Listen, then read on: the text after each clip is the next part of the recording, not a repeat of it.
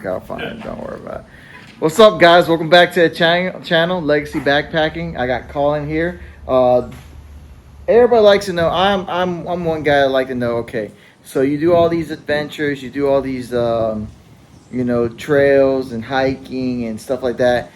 What do you take for something like this? Like me, Joe Smo, I don't know anything. I like to know what people carry on stuff like this and like how they do it, because I have like zero knowledge of where to start. Like former military, me, I would think I'd take a massive rucksack, like 40 or 50 pounds, and, you know, ruck it out.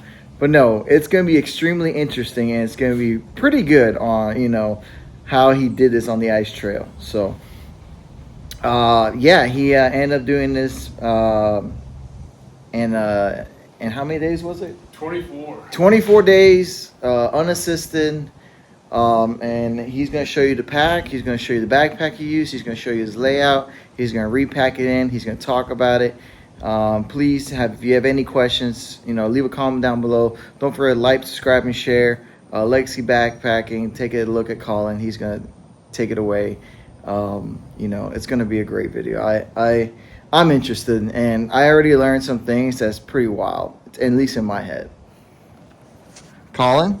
Hey, what's up, guys? It's Colin Bredden, owner and operator of Legacy Backpacking. Today we're going to talk about my Ice Age Trail FKT.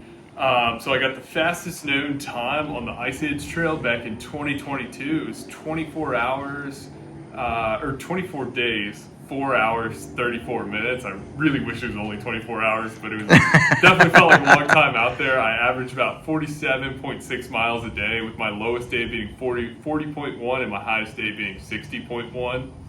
So today we're kind of going to go over the gear that I took out there, and we'll start with my backpack. So this is the Gossamer Gear Kumo 36-liter backpack. You could tell on mine that I took some stuff off. So when I did it, I cut off the bear can holders on top. I cut this down. There was a Gossamer Gear logo here, took that off, and some of the logos at the bottom, especially the ice axe holder, I ended up taking that off. The padding in the back, I take that out.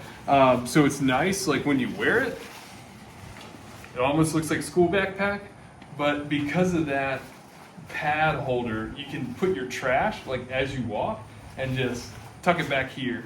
I never used the hip belt. I ended up taking that off. So the Gossamer Gear Kumo 36-liter pack. And you took that stuff off, and what was the thought process behind it? Other than like you never used it, was it to save weight? Yes. So if I'm not using it, might as well take it off. There's two little red straps right here. You can use those to hold things. I never did, so those I snapped off too. All right, cool. So with that, take your pack, and I carried a contractor bag. You can pick them up from like Home Depot. I just get them from the parents' house doing yard work. We'd have some extra in the tool shed. You'll take it and you'll shove it in your bag.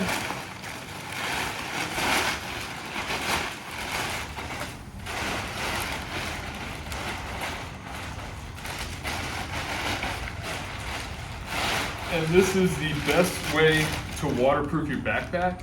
You might get one of those pack covers, but you still have the inside of your back and the inside of the backpack that can be exposed to all that sweat and rain and have water leak in. All right, awesome. So I had my quilt. It's Katabatic. I bought it along the Continental Divide Trail back in 2022, right before I started this trail, up in Montana at the outfitter that you walk by, read by Lincoln, run by Dave. He had a couple of these quilts, so I picked one up. It's 20 degree, it's down, super warm, super light. So you take that, and that's the very first thing that goes into your pack, because it's the last thing that comes out at night. You never really want to get your sleeping bag wet, because you can be wet and cold all day or just cold all day, but every thru hiker knows that at the end of the day you can get in your sleeping bag and you can get warm. Next thing you put in there are your warm layers. So I have my Patagonia Kathleen bottoms. They're my thermal bottoms, keep me warm. Take this, roll it up. You put a rubber band around it, get it to the size of a Coke can, put it in your pack. Next thing I had was a thermal top. You probably pick them at like a military like resale, frog gear. And these are the warmest, most comfortable layers that I've found while hiking. And that's what, when you change, I mean, guessing when colder months come around, that's where you go to sleep in. Yes. Okay. I also had a buff. So if my head got cold, put that around my ears. Or if my neck got cold, I can put it around my neck while hiking. If your face gets too cold while hiking, because you'll breathe out all that moisture, kind of get that wet spot right here, you kind of turn that, and then it tucks back into the back of your hood. It will start to dry out, and you'll get a dry spot like on your face again, and you can keep just rotating it as it dries out in the back and then stays dry in the front. What do you call that? It's just a buff. I got it when I ran the Richmond Marathon back in 2019. They were handing these out. Got it. So he calls it a buff. Us for military guys, we call it gator neck. All right, after that, you'll take your contractor bag, you give it a little twist, and just tuck it into your pack. You also don't need a full-size contractor bag depending on how much stuff you're carrying, so you can always cut it down on top to make it a little bit shorter, try and save some grams. All right.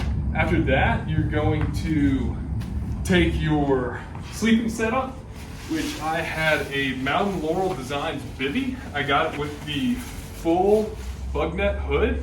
If you go with the half hood, the bug net's only about this big and you feel like you're in a cocoon.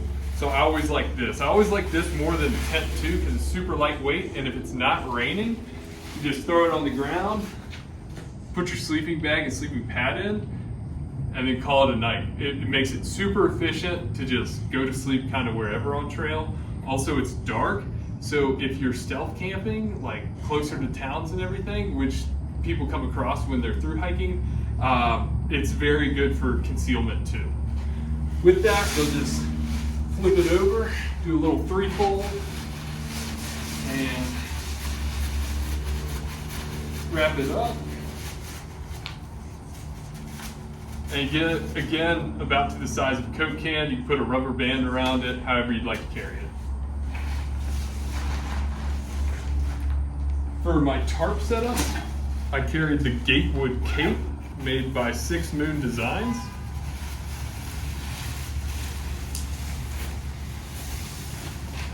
Flake that out, put your tent stakes out, set it up with your trekking pole. So it be set up like this with it staked out. And I just throw my bivvy underneath of it. And this is only for like when it would rain.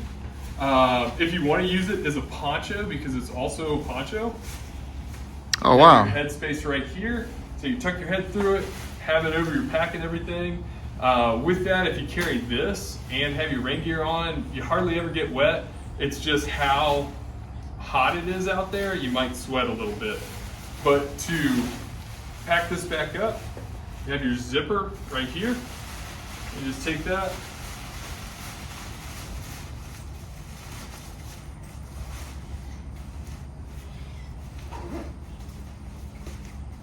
zip it up, and if you fold it over, you can put a rubber band around it. Again, it's about the size of a Coke can. So all that was to make it very efficient with setting up camp and packing it up in the morning. A lot of my mornings started about 5 a.m. What time would you stop the hike then? It depends on my miles. If I was like good during the day, I'd stop probably around 9 or 10 o'clock. There were some days that I was hiking past midnight, but I had just gotten out of grizzly country on the CDT. So going into Wisconsin to do the Ice Age Trail, it felt like there were no dangers because grizzly bears weren't out there. So I felt like I could just hike all night and be perfectly fine, perfectly safe. I didn't have to worry about my food. I always slept with it. So yeah. Dang. With that, I'd also have my food bag. Best food bag I ever found, if you don't have to hang it, is just a thick store grocery bag. So I'd put all my food into this. I'd resupply in towns. You take that and you put it in your backpack. Now, food-wise, what would you think about food? Like, what would be an ideal thing for meals? Because all of this is considered saving weight. So what would your meals, like, what would your day consist of? Breakfast, lunch, and dinner, if it was like that? So breakfast, I just eat a bunch of bars. I then head out and I do the essential, like breakfast, which I'd throw in a bottle, shake it up, drink it. At lunch, I just pretty much pack out whatever. At least on the Ice Age Trail with the miles I was making, I was able to hit towns. So I'd pack out Subway, I'd try and pack out sandwiches, pack out any like nice meal kind of food. I'd stop by places, I'd grab like full pizzas, I'd put them in a gallon Ziploc bag and just eat it out of the bag as I walked. At night, I'd kind of do the same thing. I'd eat like more of a through hiker kind of diet when I first started. And then once I got about 15 days in, my body really started to crash. Like there's an article on me written by the Ice Age Trail Alliance that talks about how I was drinking chocolate sauce. I'd get bottles of chocolate sauce, I'd be down the trail just trying to drink it because I wanted to get higher calories. But then my body was starting to out-hike itself because I started at around 175 pounds. When I finished, I was down to 126. In just 24 days? In just 24 days. Oh my God! So my metabolism for me is like very well, so that's all. It's like a blessing and a curse. But it definitely drained my weight. So I talked to a gym coach I used to have in Richmond, Virginia. He runs DA Athletics. His name's Dean Bennett. CrossFit coach, very knowledgeable on nutrition and working out. And he was saying in the military they used to eat cans of pork and beans. Mm-hmm. And he's like, hey, you need to do more tuna with olive oil. You need to do cans of pork and beans. And I was like, I don't want to carry a can. But at this point, I really needed to. So I'd go into the Dollar Generals and I didn't want to carry a can opener. So I'd walk up to the front counter and I'd be like, hey, do you guys have like a can opener? And they'd be like, oh, well, we have one on like aisle 4. And I was like, no, do you have one in the back that I can just use like, in your break room? And they're like, yeah. And they'd open up the cans. I kind of explain what I do. And they're like, oh, that's awesome, man. And then, you just pound them down and just keep going. But the cans of pork and beans like were amazing fuel. Like they made me feel instantly better. It's just so much fat, protein, and calories in those things that I drink about 2 of them and just keep going. So if you would have done it again, your whole diet plan would have been a little bit different than what you... Yes, I would have started out with more fats and proteins throughout the entire hike rather than just like donuts and sugar and...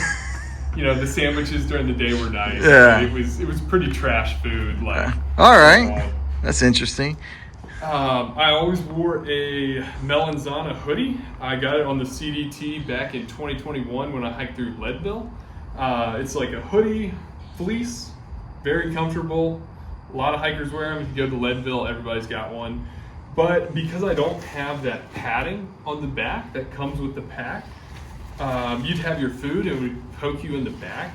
You'd take your hoodie and you'd put it between the back part and your food and you just tuck it in and then that would be your buffer so nothing's poking you in the back.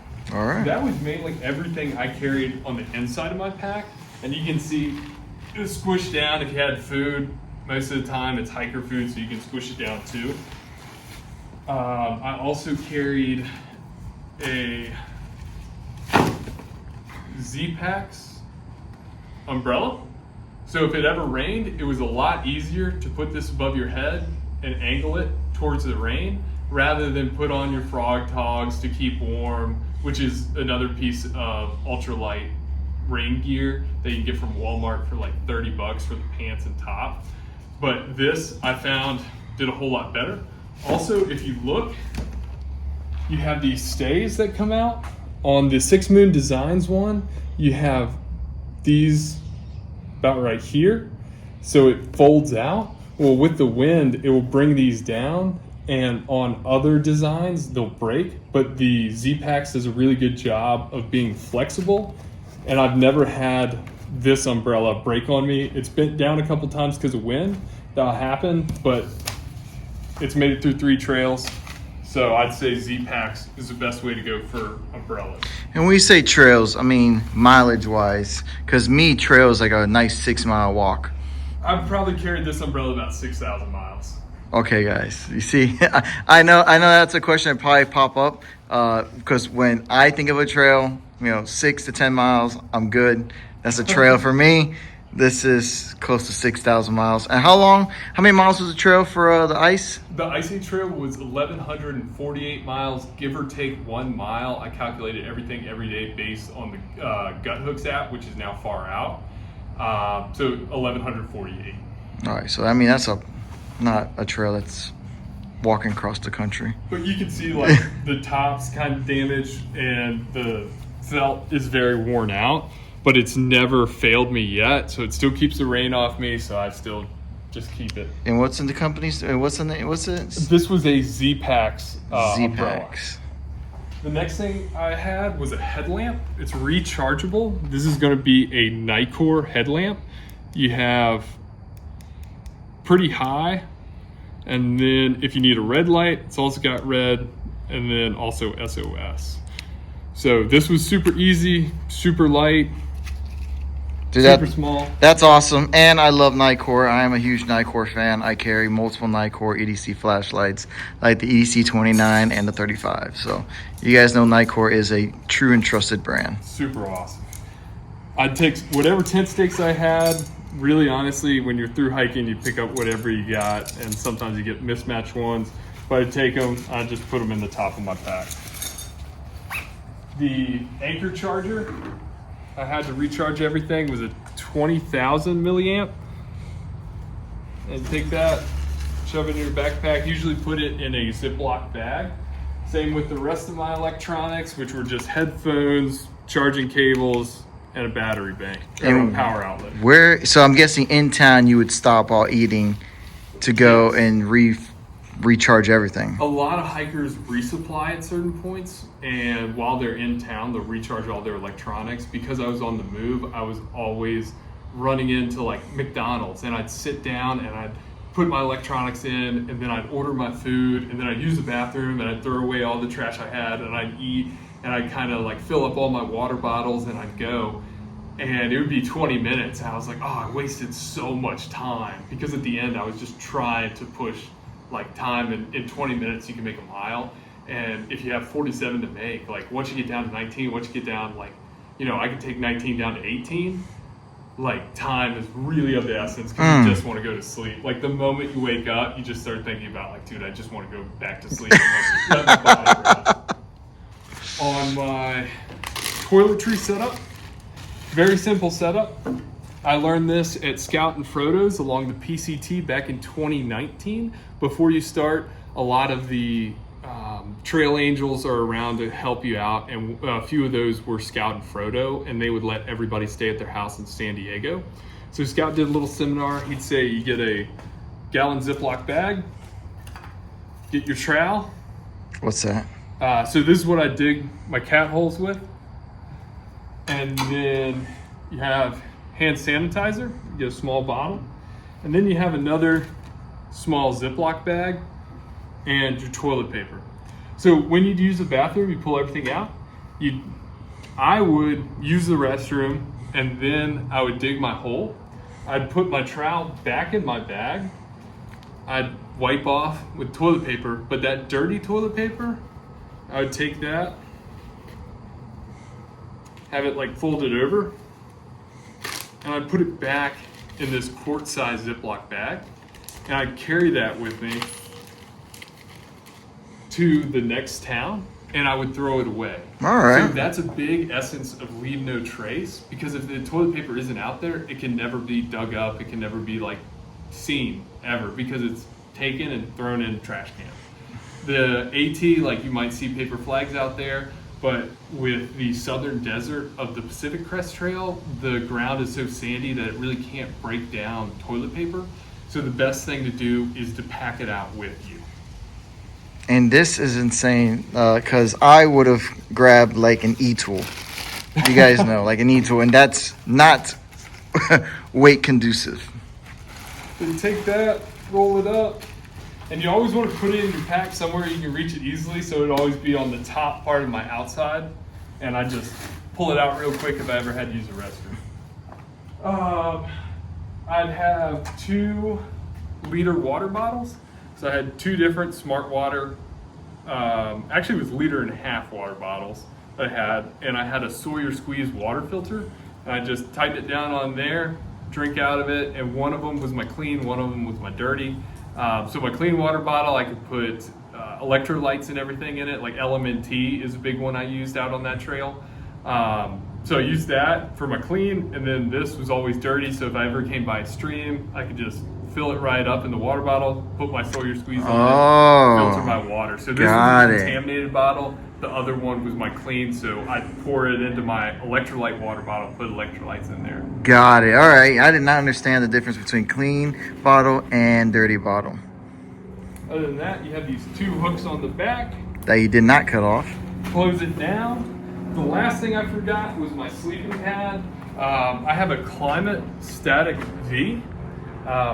Incredible sleeping pad. I think they're only like $70. So this company is making extremely good, extremely durable gear that's extremely cheap. So if you're kind of looking at the side of, hey, I want to save some money and not get the name brand stuff right now, I mean, Climate kind of is a name brand now because of how fast they've come into the market because of the price they're making everything at. Now this stuff has been, you bought most of the stuff back a couple years ago, so they're not the same prices that they were when they first started, and they're not as well known as they were either. Yes. So with the Climate Pad, that's what I use now. It's just what I had down here in Savannah. So I didn't actually use that sleeping pad. It's still about probably like $70-$80.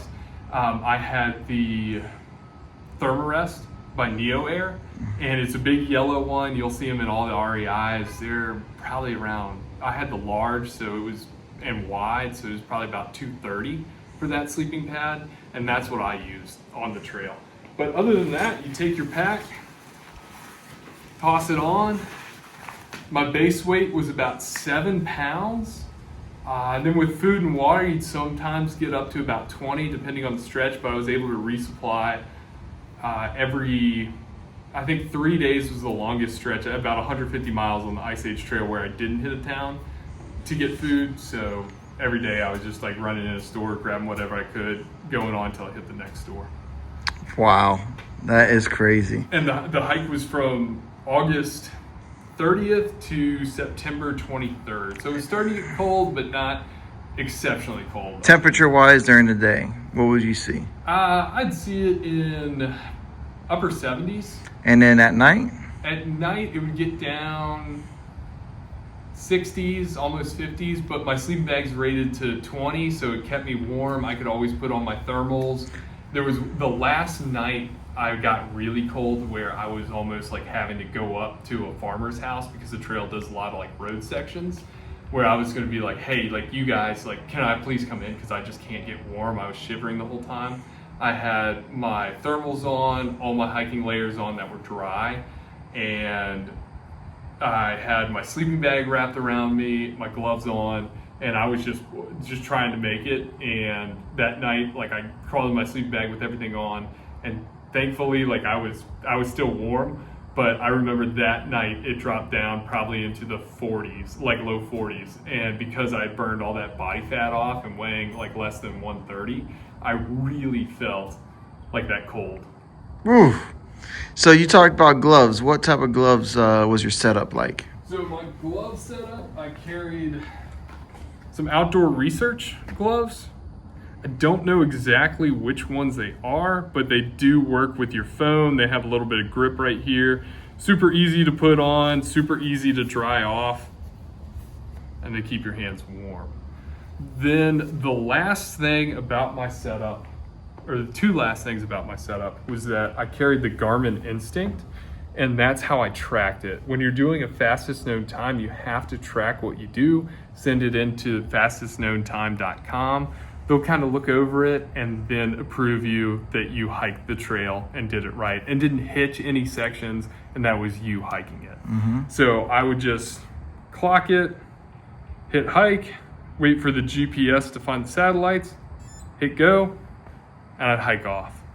Then the next thing I did was on the Ice Age Trail, because you have a lot of road sections and the wilderness sections are pretty tame, not a whole lot of mountains out there in Wisconsin. I wore the Brooks Glycerins. These are the 20s, but I had the 19s. They did fine. I went through 3 pairs, so I was going through about a pair a week. The first pair was pretty much run down because of all the road walk, because I went west to east. And then, yeah, so I did a road shoe. It doesn't have as many lugs on the bottom, but this is what I wore when So I they did my last FKT. about 300 miles? 350? I'd say about 450. Okay. Once you get about to 500, like shoes are just, you kind of want to switch them out by 500. Got it. All right. And then, you know, all this other thing. Do you carry any protection on you out there? Do you have a knife, or do you have, you know, anything like, you know, what do you do? Yeah, so for protection, I mean, I have my trekking pole, so if I need to like kind of ward off anything, I can do that. I carried Leki trekking poles. I don't have them right now because I'm down in Savannah, but I carried 2 of them. And then on the Appalachian Trail back in 2018, I had a pocket knife. In the first week, I was like, dude, I never use this thing. It's just weighing me down. And then through Homemade Wanderlust website, Dixie, she promotes these neck knives made by, I believe, MT Knives. You see the logo right there? Fantastic knife. Just pop it out. But this, wearing it around my neck, takes the weight off my back. And in hiker terms, it makes it worn weight. So there's your pack weight and then like clothes you have on your body. So this is counted, like not counted towards your pack weight. And this is what you actually wore during the hike most of the time? Yes, so I had a Patagonia sun hoodie. Right now I'm wearing my Legacy Backpacking sun hoodies. You can go to legacybackpacking.com and pick one up if you'd like. They're great. They dry out fast and they don't absorb too much moisture, kind of like merino wool does, where it holds in a lot. This is really easy to just put out in the sun and dry it off. I'd wear shorts, some good hiking socks, usually darn tough, and head down the trail. Awesome. Great. So if you guys have any more questions, drop a comment below. All right. This is a lot of interesting information to me. I did not know that he lost so much weight and the way that he survived those days out there in the trail. But heck yeah, Colin, thanks for everything. Remember, don't forget, like, subscribe, share. We'll catch you guys on the trail.